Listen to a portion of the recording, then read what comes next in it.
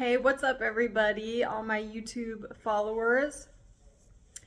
So, you're probably curious and wanting to know why I disappeared for so long. And that's because I relapsed. Yeah, it's really shitty. And um, it's been really tough for me to even make a video because, I'm talking about addiction and I just felt like it wasn't right for me to post a video talking about addiction when, I would probably be higher on drugs, something. It just didn't feel right with me.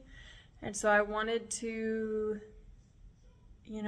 live through my recovery and have a little bit of clean time under my belt before making another video and, explain to everybody why I dipped out. My addiction got really bad again. This time it was fentanyl pills. And for the past 3 years, I've been using fentanyl and occasionally meth. But I'm good now. I'm healthy. I'm happy. I'm back in a really good place. I have been working a really solid program with NA and, working my steps and, taking all the suggestions of, my fellow peers in NA and my sponsor and, just working really hard, going to meetings, helping other people. I'm on the committee for the women's retreat, and so I help, with the raffling and whatnot. It feels really good to not be so self-centered and kind of like be and think outside of self. So let's just say my mindset and my spirituality wouldn't be where it's at today if it wasn't for NA. Because I'm definitely in a way better, different place. So, yeah, I relapsed. It was bad. A lot of terrible things happened during my relapse. I had a lot of shame and guilt around it, but now I am healed and I can talk about it. And so, this episode is going to be talking about my latest injury. And, if you could probably see in the thumbnail, my lip is really freaking jacked up. And it's simple, and ferocious what happened. And so I'm going to talk about that now. So I went over to a girlfriend's and, my boyfriend and we got in a big fight. I left my kids, with him, our kids with him. And, I knew they were safe here. And I blamed my relapse that time on him because he said something and it just made my freaking blood boil. And you know how addiction is, we're so self-centered and egotistical. And, our relapse is everybody else's fault and it's not our fault. And that's the exact mindset that I had. And I put my flip-flops on and I just started walking. And her place was about 2 miles away, but instead I was holding my thumb out trying to hitch a ride. Nobody stopped to pick me up. And so I went to the nearest tweaker house, trap house. And, I walked up to the door and it was disgusting. There was trash everywhere where the front door is, and there was flies, and the smell was just so ungodly and just terrible. And I knocked on the door, nobody answered, and this property had 50 RVs and hundreds of vehicles that have been abandoned and ripped apart and open and just there. And so I would go to this RV and knock and nobody was there. And eventually 2 tweakers came out and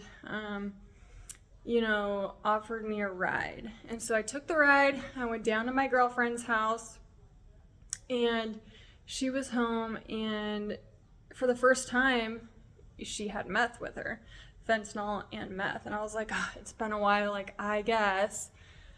And so I smoked the meth, and like, I don't know if this happens to anybody else when they've done uppers, but you start like chewing on yourself, like the insides of your mouth. And yeah, I started chewing, just like chewing like this. And I don't even know how much time passed. It did not seem like long, but all of a sudden my mouth just starts gushing with blood. And I take my hand away and I look at my girlfriend, and she's like, oh, she's like, India. She's like, girl, go look in the mirror. And so I looked in the mirror. Dude, my freaking heart dropped. Like, I was so scared and so afraid. Like, I legit felt like I was disfigured and had a disfigurement, and it truly was. And it was just savage. You know, I just ate myself until my lip was practically gone. And yeah, it's like humiliating and just like disturbing. And you know, I wore a mask for a long time. Well, so she took me 2 hours away to a hospital down in Renton. Actually, it was like Everett area.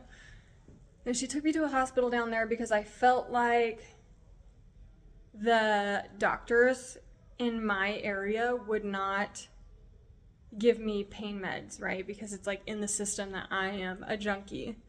And so I was really worried about that. So she drove me 2 hours, and the same thing happened there. He's like, we can't stitch you up because you're going to have to see a plastic surgeon, and we're not going to give you any drugs because we could tell you're high as fuck right now. And that's exactly what happened. And I was devastated even more. And, you know, I took a little trip down to further Seattle area, and I ended up getting in the back of the car with my girlfriend to her dealer. And so he was in the front driver, she was in the passenger, and I was in the back seat.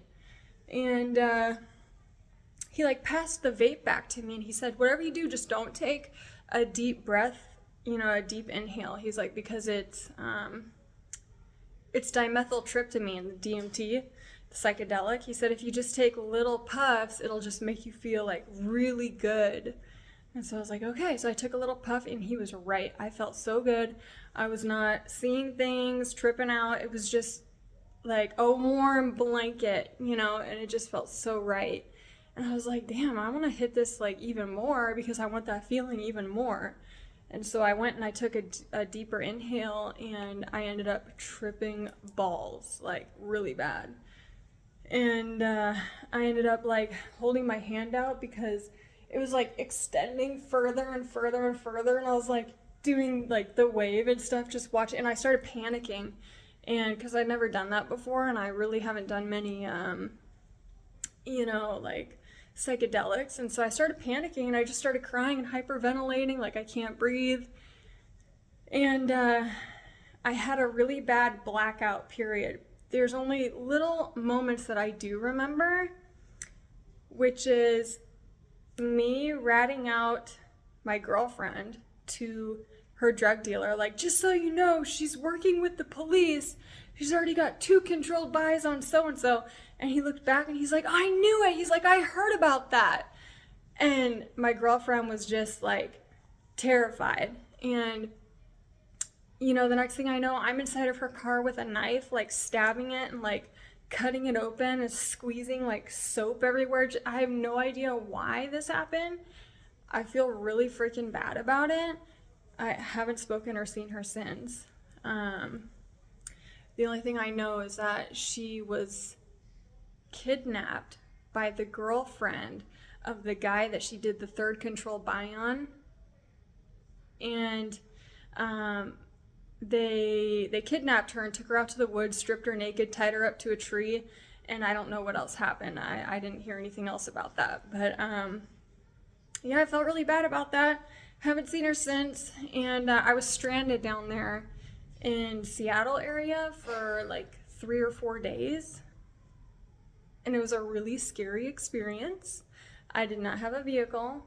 I did not have any money, and I was physically addicted to opiates. So yeah, I decided that the next episode that I do is going to be about that experience and the creeper that I was associated with and that assaulted me. And yeah, he's just a major creeper, but we'll get into that in the next video. So anyways, I'm so glad to be healthy again and back online, because me online to me is like, okay, I only get online and make videos when I'm in a good place, you know, not in a bad place, because I don't ever want to be two-faced and promote recovery. When I'm using drugs, that's just wrong, and God would probably strike me down with lightning. It's so wrong. But truly, I am very blessed, and it's not a miracle that I'm alive, honestly. Like, you know, I can't say that it was all God that brought me to where I'm at, because honestly, it was me and my hard work. And when I had lows, I leaned on God for support. But yeah, just know that if you're living and walking around, living and breathing, like, you are worth it. There's a chance for your sobriety and your recovery too. And you just have to believe in yourself. It's really important just to believe in yourself. And like, go find a meeting and get a sponsor and just follow the suggestions that your sponsor and your peers, suggest to you. Like, if I kept, trying to do NA and trying to go to the program, but I wasn't following the suggestions, and like every 30 or 60 days I would relapse, and that just kept happening for, well, it's been like a year. And once I finally started, submitting myself and being submissive and surrendering to the program, I was able to see so much success and so much growth, which I'm really proud about. And, my family's really proud about too. So yeah, I think that's all I got for you guys. Until the next video.